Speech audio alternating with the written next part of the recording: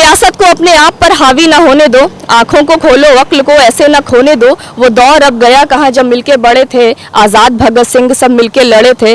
नफरत की बेड़ियों से जो जकड़े रहे हमें, ऐसी ज़माने में कोई जंजीर नहीं है, ये मुल्क किसी एक की जागीर नहीं है। मैं पर्टिकुलर किसी सियासी पार्टी से ताल्लुक़ नहीं रखती, हाँ, क्योंकि मैं अखिलेश जी के कुछ बहुत सारी ऐसी चीज़ें हैं जो मैं बहुत खिलाफ हूँ इस टाइम उनके, क्योंकि वो कभी भी किसी चीज़ पर अभी तक नहीं बोले हैं, चाहे वो नबी की बात हो या बिल्किस बानो की बात हो, या बहुत सारे ऐसे मैटर हुए हैं जो उनको बोलना चाहिए। आज़म खां पे नहीं हुए, जब आज़म खां साहब जेल में थे उनसे मिलने तक नहीं गए, लेकिन जब एक मैसेज आता है कि असदुद्दीन साहब उनसे मिलने जा रहे हैं तो अंदर से उनका प्यार जागता है और वो उनसे मिलने चले जाते हैं। कि हम गुनाहगार किसको माने यहाँ, जबकि बिगड़ा तो सारा सिस्टम है, तो सिस्टम भी बिगड़ा होता है, कुछ बिगड़ने वाले लोग उस पर हावी हो जाते हैं।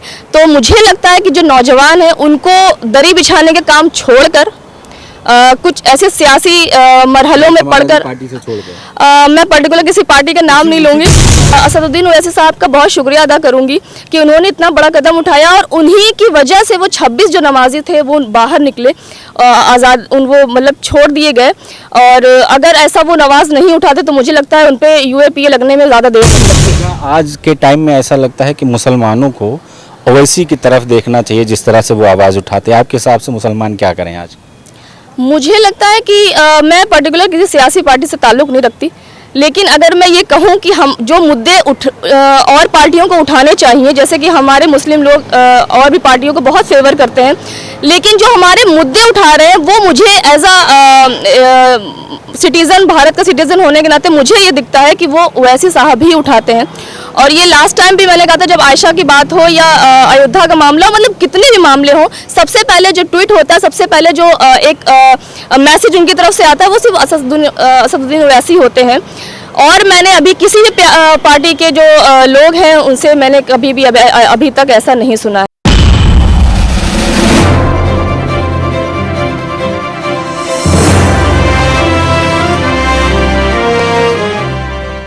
ऐसा लग रहा है कि मुसलमानों के साथ कुछ न कुछ दुर्व्यवहार किया जा रहा है, उनको इस तरह से वो जिस माइनॉरिटी के हिसाब से उनको दरकिनार किया जा रहा है, उनकी बातें नहीं सुनी जा रही हैं। मुरादाबाद में नमाज पढ़े तो उनके ऊपर केस हो गया।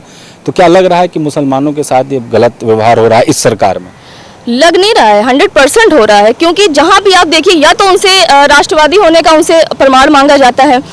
अगर अभी 15 अगस्त में मैंने हज़ारों ऐसी वीडियो देखी, मदरसे की हो या मुसलमानों की हो, जो रोडों पे तिरंगे लेके निकल रहे, आपको क्यों सर्टिफिकेट देना है?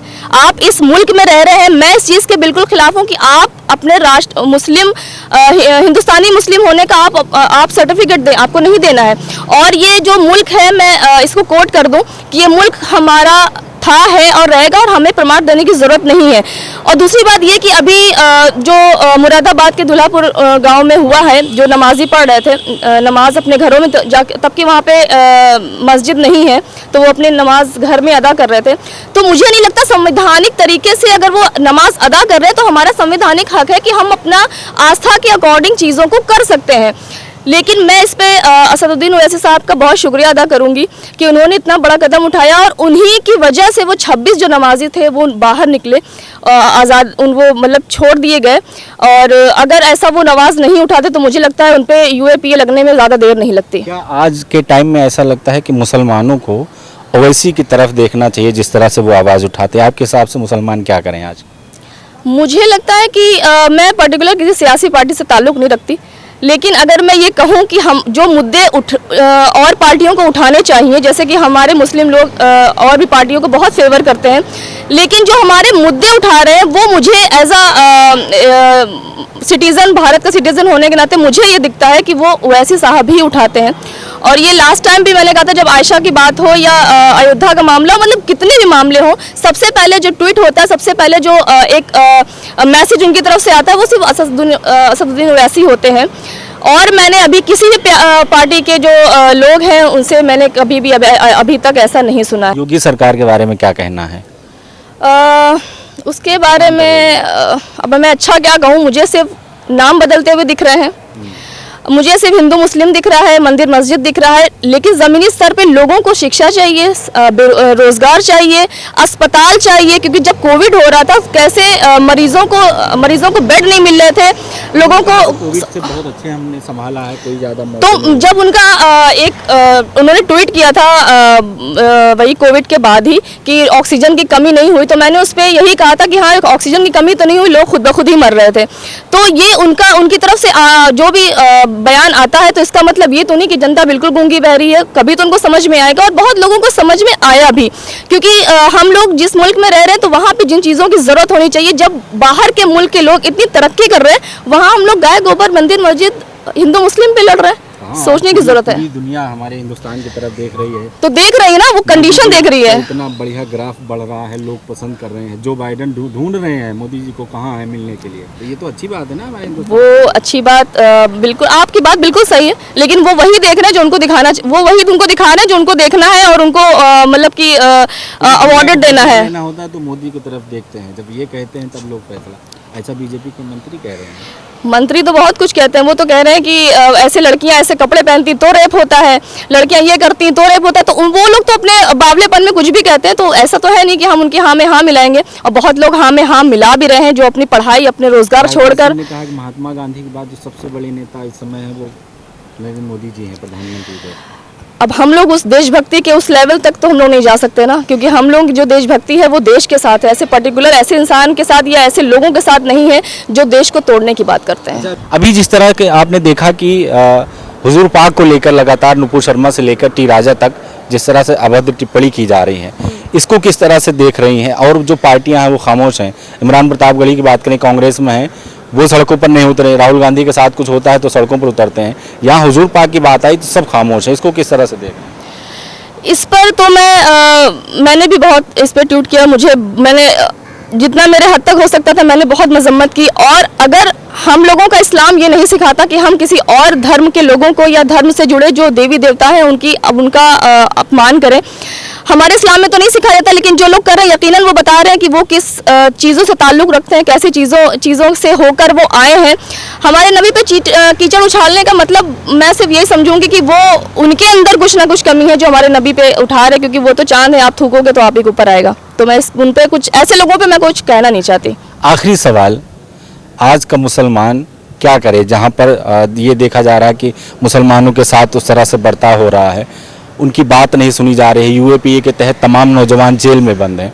आज का मुसलमान क्या करे? किस तरह से सियासत में वो भागीदारी करे या और चीज़ों में वो क्या करे? आज देखिए सिस्टम, मेरा शेर है कि हम गुनाहगार किसको माने यहाँ, जबकि बिगड़ा तो सारा सिस्टम है। तो सिस्टम भी बिगड़ा होता है, कुछ बिगड़ने वाले लोग उस पर हावी हो जाते हैं।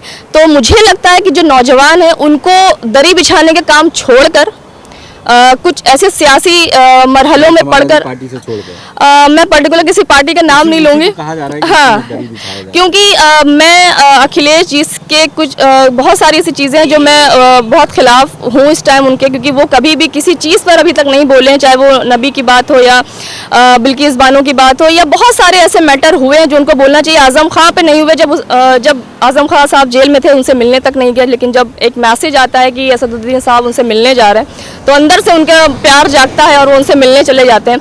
तो मुझे ये लगता है कि जो सामने से अब जो बीजेपी है वो हम लोगों को पता है कि हम लोग उनके निशाने पे हैं, लेकिन जो पीछे से हम लोगों के ऊपर वार कर रहे हैं उनको समझने की ज़रूरत है।